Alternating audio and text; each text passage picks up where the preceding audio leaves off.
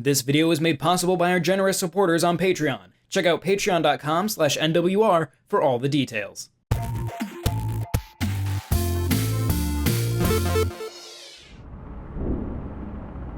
対一の加護。今から龍脈の探査を開始する。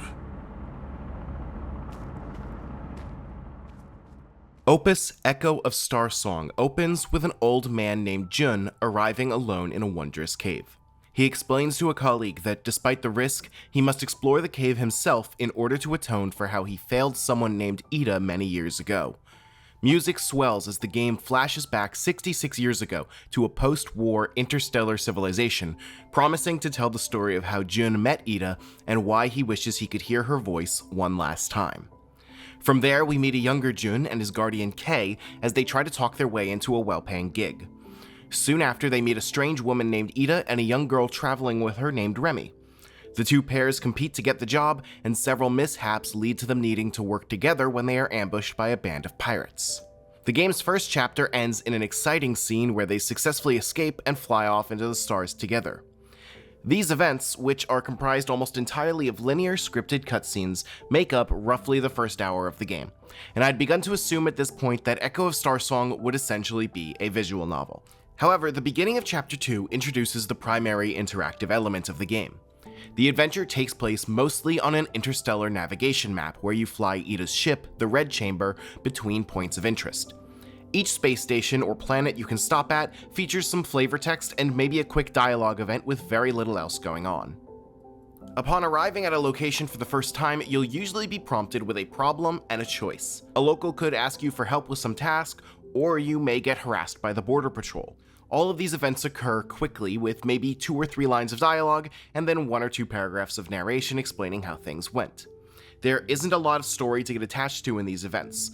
Many of them delve deep into the sprawling political and religious backstory of the world the game takes place in, with very little time dedicated to seeing characters interact with each other in any meaningful way. These events are made worse by the fact that most of them boil down to the same 2 options.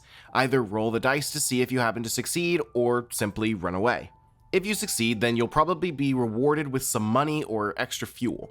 But if you fail, then the event will simply end with a generic blurb that adds a tale of failure to your inventory.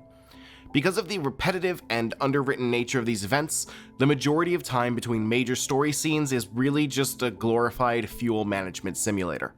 You need a certain amount of fuel to get from one point or another, and if you don't have enough, you'll need to explore abandoned caves, which is also usually just a random dice roll, to gather treasures that can be sold to buy more fuel.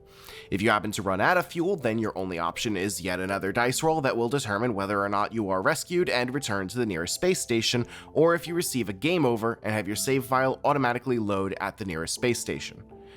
I don't believe that a story-focused game needs to have exciting or engaging gameplay to be good, but roughly 1/3 of Echo of Starsong's runtime is spent on the navigation screen.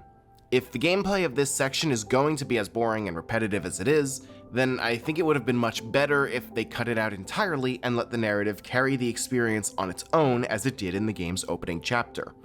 The remaining 2/3 of the game are dedicated to story, and this is where it becomes difficult to judge the experience like I would any other game. At a surface level, Echo of Starsong touches on themes and story beats that many video games rarely bother to tackle. Feelings of loss and the need to find your identity and purpose in the world are a big part of the narrative, and the game's tragic ending, which is foreshadowed so heavily in the opening scene I can barely call it foreshadowing, casts a looming shadow over the entire story. This is a story that is not meant to be exciting or bombastic, but rather one that's meant to be melancholic and emotional while focusing on themes of compassion and perseverance. To that end, I want to praise Echo of Starsong. So many games dismiss themes as something meant for 8th grade book reports that it is nice to see someone actually care to focus on them. Unfortunately, since the story is such a huge focus in a game that spends half its time as a visual novel, I can't help but to examine the execution of that story critically. This is an area where I felt Echo of Starsong failed so significantly that I was unable to find the game as emotional and memorable as many people did before it ever came to Switch. Although the game opens on a moment that shows how deeply Jun cares for Ida, there are very few times in the game where we see them actually care about each other very much. There is one scene halfway through the game where they bond over shared feelings on the beauty of flowers, but besides that, their interactions are pretty strictly business. Ida primarily acts as a mediator between Jun and Remy, who argue often. Right up to the very end of the game, as we are seeing their final moments together, precious screen time is spent on Ida and Jun struggling to work together and having petty arguments over whose plan is better. Because of this, the resolution of the story ends up feeling abrupt and out of nowhere. It's only minutes after we see Jun and Ida barely managing to cooperate that big emotional moments start to occur that imply their relationship was much deeper than we ever see on screen. The characters end up feeling underwritten, and a large part of this is because the majority of the game's emotional moments all occur in the past.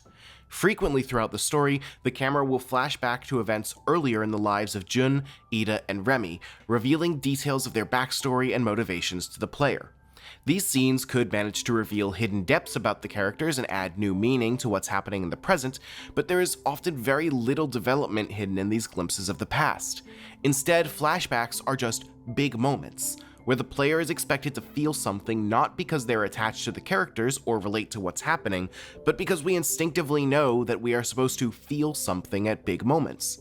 This problem is at the core of each character's arc, but it is most evident and most damaging in Remy's character arc. Remy is introduced as someone who is abrasive and selfish, and she makes it clear immediately that she hates and distrusts Jun. She's verbally abusive towards him, actively scams him out of money, and at one point muses to herself that she should engineer a situation where he ends up arrested and they can leave him behind. When, midway through the game, the crew of Red Chamber ends up in a situation where Jun is nearly arrested and they almost leave him behind, it is left ambiguous whether Remy actually caused this. Ida ends up lashing out at both of them when they begin to argue afterwards. It is eventually revealed that Remy has a sad backstory. I don't want to spoil everything in the game, but I will be clear about this. Remy's backstory depicts her going through genuine hardship that would rightfully make anyone distrusting or hostile, but it also ends up having absolutely nothing to do with Jun. Her hatred of Jun is never actually given a reason, and she continues to verbally abuse him to the very end of the game as she refuses to apologize for any of her actions. Remy's arc gives the illusion of growth and development because we see her sad backstory late in the game, which is meant to make the player feel bad for her. The problem is that her backstory is the beginning and end of her growth, and the entire game, along with her abuse of Jun, occurs afterwards. Remy is the easiest of the game's problems to point out, but she is by no means the only issue. The story from beginning to end lacks any sense of growth or forward momentum as the player is strung along from big moment to big moment, expected to feel something every time the music swells and we learn another reason that a character is sad. It was frankly frustrating to sit through the game's tedious navigation sections, knowing that the story events waiting on the other side would likely be just as hollow, and I never felt like any of the big moments, especially the extravagant one the game ends on, were earned. I do not quite understand what it is that I didn't see in OPUS Echo of Starsong that so many others do. Normally, I think it's bad form to talk about other reviews in my own review, but I cannot help but feel awkward and a bit guilty when I see the universal acclaim this game has gotten.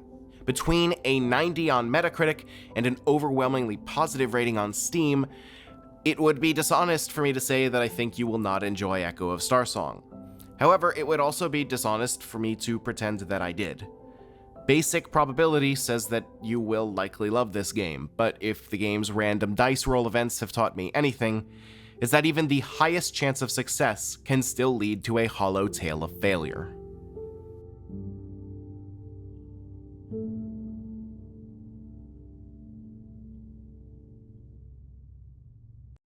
This video was made possible by our generous supporters on Patreon. Did you know that Nintendo World Report is funded directly by fans like you?